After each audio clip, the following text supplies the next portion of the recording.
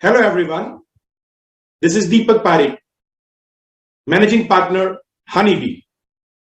Honeybee is a boutique management consulting organization which works on the intersection of agriculture and technology. We work across developing countries of Africa and Asia, bringing to the producers and the farmers innovative business models and cutting-edge technology from across the world. Today we are here as a part of curtain raiser to our new web series, Uncluttering Food and Agriculture. This web series was conceptualized based on the tremendous success we got for our previous web series, Fireside Chat with Champions. In Fireside Chat with Champions, we interviewed 54 leading global experts to understand from them how different sectors and industries can keep their nose above the water during current pandemic and how they can reinvent themselves to be able to leverage opportunities which would be created post-pandemic. We got close to 400,000 unique views for all the videos of web series Fireside Chat with Champions. The current series, Uncluttering Food and Agriculture, goes a little bit deeper. We try to solve the challenge which the world is facing today. The twin challenge of climate change and food insecurity. In this web series, we would be talking to some of the global change makers who are working in these domains and would hear from them their view of current food and agriculture ecosystem and their vision going forward to see to it that we are able to handle this twin challenge successfully. We would be having some of the topmost minds who would be trying to dissect and unclutter different challenges this sector faces today. We are focused on food and agriculture for a very simple reason, because agriculture is fundamental to global well-being. The vision of Food and Agriculture Organization of the United Nations is world free from hunger and malnutrition, where food and agriculture contribute to improving the living standards of all, especially the poorest, in an economically, socially, and environmentally sustainable manner. While much progress has been made over past few decades in reducing hunger and poverty and improving food security and nutrition, gains in productivity and technological advances have contributed to more efficient resource use and improved food safety. However, these advancements are unequally distributed. A major concern persists even today, with 795 million people still suffer from hunger and more than 2 billion from micronutrient deficiencies or forms of overnourishment. In addition, the global food security could be in jeopardy due to mounting pressures on natural resources and to climate change, both of which threaten the sustainability of food system at large. We need to understand agriculture is not just facing challenges, but it is facing a crisis. Some of the challenges faced today for ensuring food security of the world include the uneven demographic expansion that will take place in coming decades, the threats posed by climate change, the intensification of natural disasters. In fact, very recently, India also had a huge cyclone which impacted roughly 500,000 farmers adversely and close to 5 million farmers to a certain degree, leading to loss of billions of dollars worth of ready to harvest food products. There are upsurges in the transboundary pests and diseases. All of us are seeing all the way from Africa to Asia. Last year there was locust attack. The need to adjust to major changes taking place in global food system is another big challenge. The key to address these challenges lie in a holistic approach of creating a tech-enabled, demand-driven farming ecosystem. The shift is happening in agriculture economics. There is decline in the share of agriculture in total production and employment across the globe. While that's happening at different speeds and poses different challenges across different regions. Although agricultural investment and technological innovations are boosting productivity, growth of yields has slowed to rates that are too low for sustaining the exploding global demand.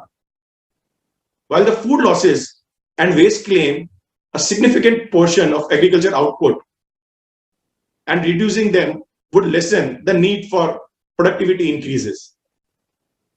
However, the needed acceleration in productivity growth is hampered by the degradation of natural resources, the loss of biodiversity, and the spread of transboundary pests and diseases of plants and animals, some of which are becoming resistant to antimicrobials.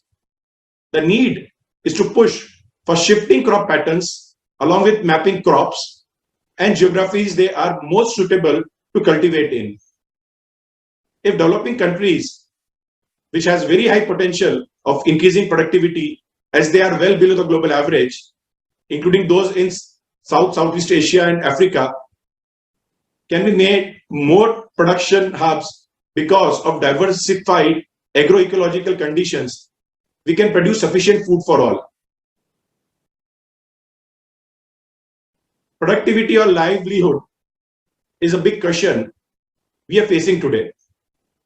Critical parts of food systems are becoming more capital intensive, vertically integrated, and concentrated in fewer hands. When I say fewer hands, we are talking about corporations and large holding farmers in some of the countries. This is happening from input provisioning, access to modern technology, enforcement to efficient farming practices, farm-based logistics, and food distribution. Further, the risk associated with farming becoming unsustainable to those who lack capital and have fragmented landholding due to volatility in prices and production. This creates a question of livelihood as small and marginal farming households are first to lose out and increasingly seek employment opportunities outside the agriculture. This is already driving increasing migratory flows of rural households and reduction in workforce involved in farming. A better incentive and support from government and other development agencies to support small and marginal farmers is welcome, but is also a big constraint for those in developing countries. Corporatization of agriculture has already happened in main commodities like corn, rice, soybean, and wheat, to name a few. And most likely, it will happen in case of horticulture as well. This year is being celebrated as Year of Fruits and Vegetables. There is suddenly more focus from the corporates to be able to economically work in this sector to ensure that we also corporatize this specific area of agriculture too. However, because of the inherent structure of horticulture industry, it creates a huge opportunity for even neo-agri businesses, which can be driven by the small and marginal farmers or the group of small and marginal farmers themselves. Then there is challenge of environmental sustainability. Increase in impact of climate change is visible to one and all. The access to water is becoming one of the biggest challenge faced by mankind ever. Agriculture heavily relies on fresh water.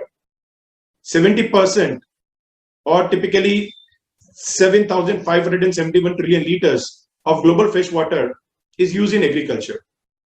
While 60% of agriculture is done using rainfall, 40% of agriculture still is dependent on rivers, lakes, and aquifers. Of all the water used by agriculture, more than 40% is lost due to poor irrigation and poor water management techniques deployed by farmers. Further rising incomes and urbanization are leading to increased water demand from industry, energy, and services, and to dietary changes, implying more demand for water-intensive foods.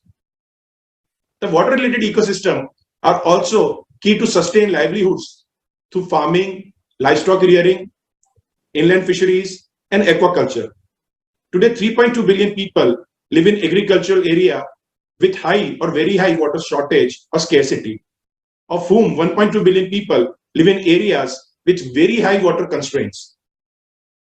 Without immediate action, these people and many more will be affected, as fresh water is needed for safe drinking water as well as for food security, dignified livelihood, and in addition, water has numerous other uses and supports other basic human activities.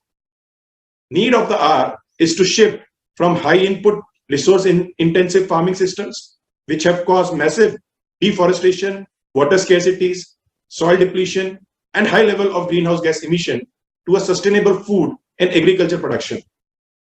Needed are the innovative systems that protect and enhance the natural resource base while increasing the productivity. We are also seeing the customers, the consumers of food are now more demanding. There is a shift in demand of food currently produced to food which is aspired by billions. The world's population is expected to grow to almost 9.7 billion by 2050 and close to 10.9 billion by 2100. Boosting agricultural demand in a scenario of modest economic growth would also be substantial. Further, the income growth would hasten a dietary transition towards higher consumption of more nutritious food with higher protein and vitamins like fruit and vegetable, relative to those that of cereal, requiring commensurate shifts in the output, putting additional pressure on natural resources. We are already seeing the rise of superfoods. There is a visible trend of people looking for more sustainably grown food with high density of nutrients, as well as shift to naturals. The health benefits of superfoods increase their importance among end users. These superfoods are rich in fibers, vitamins, antioxidants, polyphenols, and minerals that help metabolism, strengthen the immune system, muscles and bones, and protect the body from wear and tear. We are already seeing huge demand of superfood with an annual growth rate of more than 7.3%, and the market would be close to $209 billion in next 5 years. The increasing understanding of safety and the need to lead a healthy lifestyle are also adding to rising market for superfoods. The demand for superfoods, which we are already seeing with neo-agri businesses coming with plant-based protein like artificial meat, as well as focus on crops like turmeric, ginger, different type of tea. All these make us think about, is the current way of agriculture appropriate or not? And how the shift can be catalyzed to make agriculture and food ecosystem more environmentally sustainable, at the same time rewarding for the consumers. There are technology which are already enabling the futuristic shift in food and agriculture ecosystems. If you see, there are three key areas of technology which can be pivotal in solving this long-standing challenge of food and agriculture. They are plant science,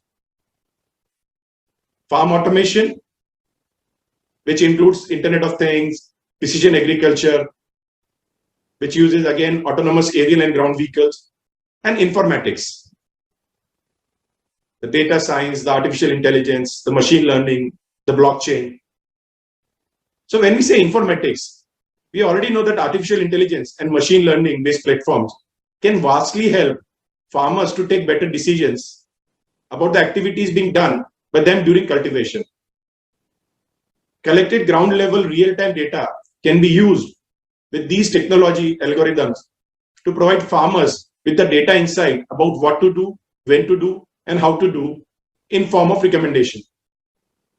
Geoinformatics can enable traceability as well as easy to understand data visualization for all stakeholders like agriculture input and output companies, government and NGOs, extension service providers. Extension has been, for more than a couple of decades now, the biggest challenge faced by agribusinesses. A GPS-based technique also enable precision agriculture at scales where low land holding farmers can also get benefited by technology. Geoinformatics also plays a key role in identifying where the crop was grown, where it was processed, and when it was made available to end consumer, enabling farm to fork mapping. Further, modern informatics techniques like deep learning, image processing, artificial neural networks can be used to detect pest infestation, crop stress, and nutritional deficiency for a real-time intervention. Using transparency enabling technologies like blockchain, one can ensure both agriculture input value chain as well as agriculture output value chain can be made efficient, corruption-free, fair, and easy to regulate. Now let's talk a little bit about plant science. Plant science techniques like plant breeding, genetic editing, tissue culture, aquaponics, hydroponics, aeroponics, and biotechnology, which includes biofertilizers and pesticides, can not only increase the yield and productivity of the crop, but also ensure farming is done in a sustainable manner, reducing residue of harmful chemicals in the harvested output, as well as downstream water resources, which all of us need badly. These practices will reduce dependency on harmful chemicals on one hand and reduce also the exploitative use of water on the other. Breeding is useful to develop new varieties of a crop from a single crop which are more climate resilient. Hybridization can also be used for the evolution of new crops which can produce more food for less water, less inputs, less labor, and less land. With the help of cutting and budding, we can introduce the vegetative reproduction of the plants.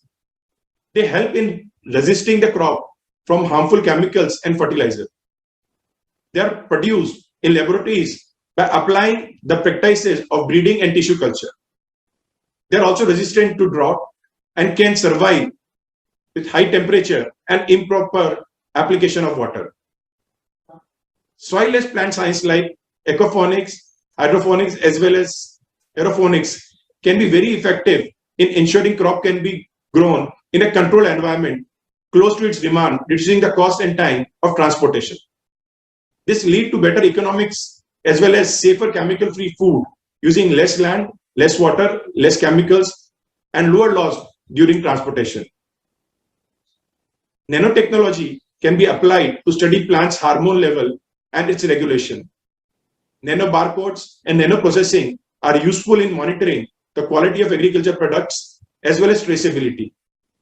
Carbon nanotubes are useful to detect and kill the pathogen and viruses in the crop. Nanoparticles mediated plant transformation has a potential for genetic modification of plant for further improvement. Specifically, application of nanoparticle technology in plant pathology targets specific agricultural problem in plant pathogen interactions and provide new way for crop protection. And the last but not the least, the farm automation. Internet of Things bring to the table many advantages. Its ability to innovate the landscape of current farming method is absolutely groundbreaking. Sensors capable of providing farm with information about the current crop status, rainfall, pest infestation, and soil nutrition and moisture are invaluable to production and offer precise data which can be used to improve farming techniques over time. Farm automation with the latest equipment is going to be very effective in reducing human efforts and precise way of doing various activities like land preparation, sowing, weeding, harvesting, spraying, etc. Unmanned aerial and ground vehicles are impactful to changing the way the farming is being done, as it can help farmer to use minimal labor to execute tasks as well as see the activities being done on ground by these vehicles like drones or counting of plants, spraying fertilizers or pesticide. Taking real-time plant growth images can help identify if there is a crop stress. All this data can also be used and analyzed to pass on the real-time information to farmers from farm level without going to the farm. Weather and climate conditions available through satellite technology and hyperlocal climatic sensors can be passed on to the farmers in form of information they need and understand. Sensors, lasers, and radar technology can be used to find ground level of water, and based on the same sustainable irrigation practices can be applied in a more judicial manner.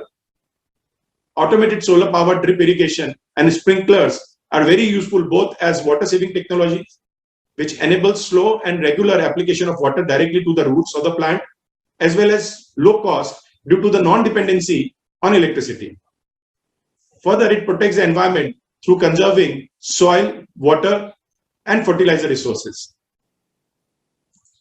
As we all know that there are various global change makers who are working on intersection of technology and agriculture, bringing all the technologies I talked about with scalable business model to the farmers at large. And this is what the idea behind the Uncluttering Food and Agriculture is. Every Wednesday, we would be having this session, which will last between 30 minutes to 45 minutes with these change makers. I would invite all of you to follow our social media handle, because all these episodes would be broadcasted on these handles live. In case you believe that there are some of the change makers which we unfortunately would have missed, please do nominate them so that we can approach them as well and see to it that they also become part of this initiative of making agriculture and food system more sustainable, both financially as well as environmentally. I look forward to your participation and support, as in past, to make this web series a big success. With this, I sign off. Please join our next session, in which we would be having Amy Wu, a globally recognized author working on the intersection of technology, agriculture, and inclusiveness for women. She is also an award-winning documentary producer and director, worked across the globe with focus on making agriculture and food system more sustainable. Thank you. Look forward to your participation. Take care.